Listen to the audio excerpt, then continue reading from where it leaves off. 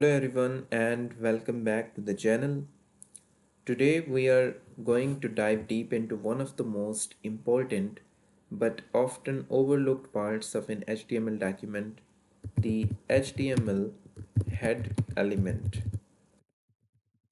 By the end of this video, you will understand exactly what it is, what goes inside it, and why it matters so much for every web page you build. So let's get started. Before we talk about the head element specifically, let me give you a quick refresher. HTML stands for Hypertext Markup Language. It is the standard language used to create and structure content on the web. Every web page you visit, whether it's Google, YouTube, or any website, is built using HTML at its core. An HTML document has a specific structure. It starts with the doc type declaration first of all. Okay, then uh, if you look at the basic structure of the HTML, there is an opening tag, that is HTML tag. Okay, and inside that there are two main sections. There are two main sections. The first one is head section and the second is body section. Okay, so today we are focusing entirely on the head. The head element in the HTML is a container. Okay, head, it is a container. But here is the important thing, it does not contain content that is directly visible on the web page. Instead, it contains metadata. What it contains? Metadata, which means information about the web page. Okay, information about the web page. Think of it like this: if your web page is a book, the body is the actual story inside the book, but the head is the cover page, the title, the author name, the ISBN number, all the information about the book, not the story itself. The head element sits between the HTML opening tag and the body opening tag. Okay, let me show you the basic syntax. So first of all, you need HTML tag, then you need the head tag. And let me add a comment here. So everything here is metadata. Okay, so and then we start the body tag. And let me add another comment here. Everything here is visible content. Okay, now I think it's now making sense. Now here's the most important part. The head element is a container for the following specific elements. Let me go through each one in detail. The very first and most important element inside head is the title tag. Okay, so you need to put like this. So you need title tag, and for example you write here my web page title. Okay, let me open up the preview tab so you can better observe the code. So now this defines the title of your web page. Now where does this title appear? It appears in three places, as you can see. So in the browser tab, you can see it at the very top of your browser window, in the browser's title bar, and in the Google search results. When someone searches and your page appears, the clickable blue link you see is your page title. So the title is extremely important for both user experience and SEO, which stands for search engine optimization. Now we have the style tag. So you need to put the style tag inside the head tag. For example, you want to cover the body, you want to style the body, then you set the background color light blue. Okay, as you can see, the color has been changed.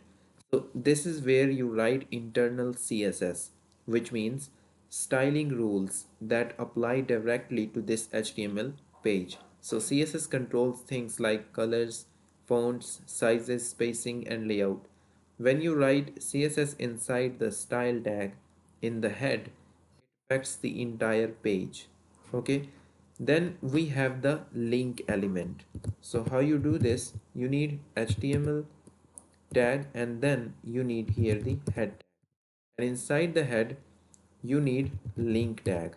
Okay, then you need the rel style sheet, and you need href as an attribute, and you link the style.css file.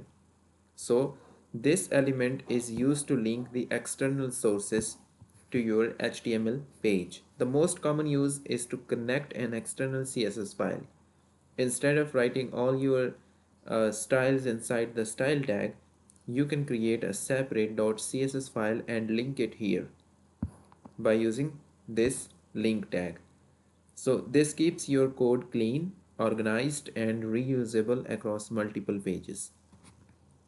Now, this one is really powerful, the meta element.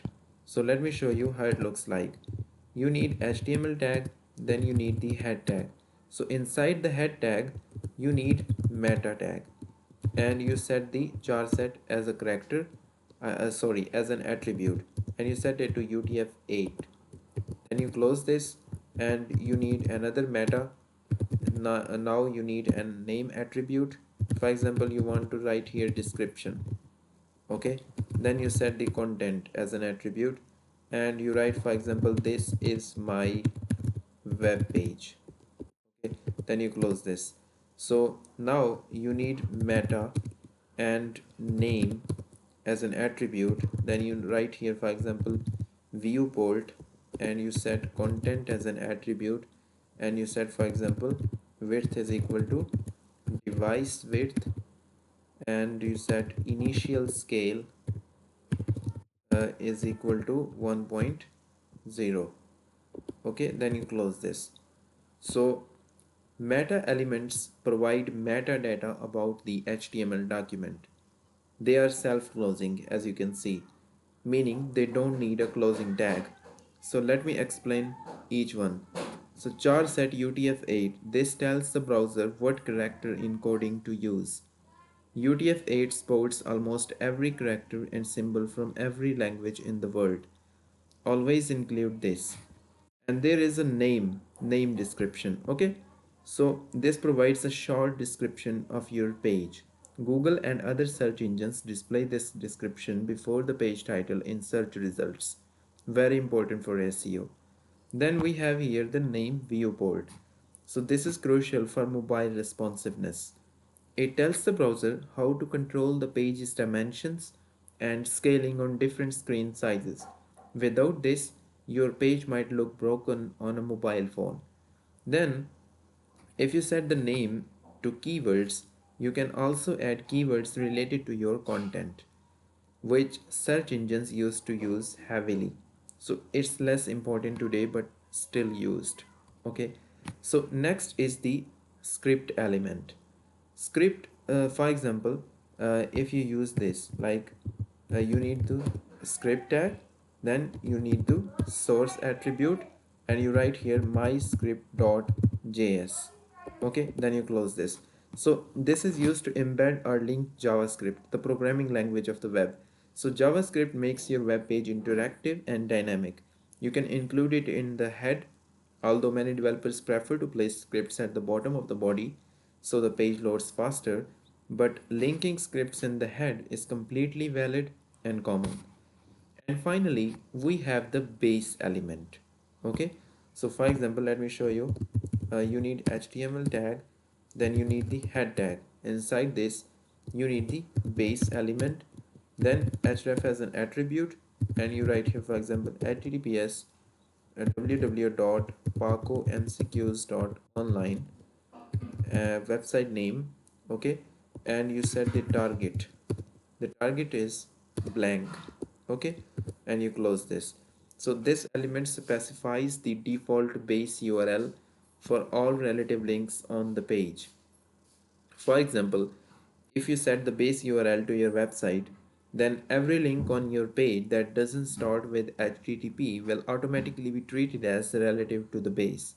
The target, we set it to blank, means uh, all the links will open in a new tab by default.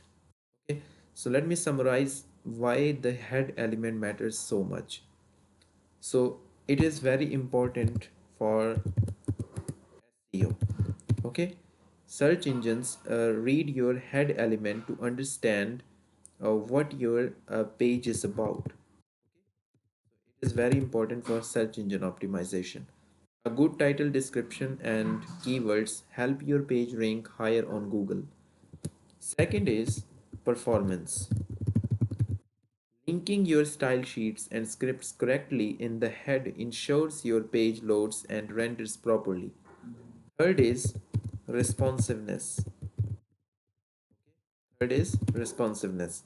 So this viewport metadata, I mean the meta tag, is what makes your site look good on phones and tablets. Fourth is character sport. Okay, so this char set, I mean the character sport meta tag, ensures your text displays correctly in any language.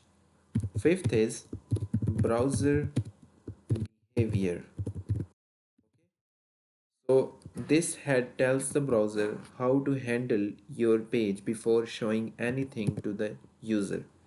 So let me now show you a complete real world example of a proper head section. So first of all, we need here doc type HTML, then we need here HTML tag, and inside the opening tag of HTML, we are going to use the language attribute and we are going to set it to English. Then here we need head tag. So inside the head tag, we are going to set meta character sport, okay, char set, and we are going to set it UTF-8.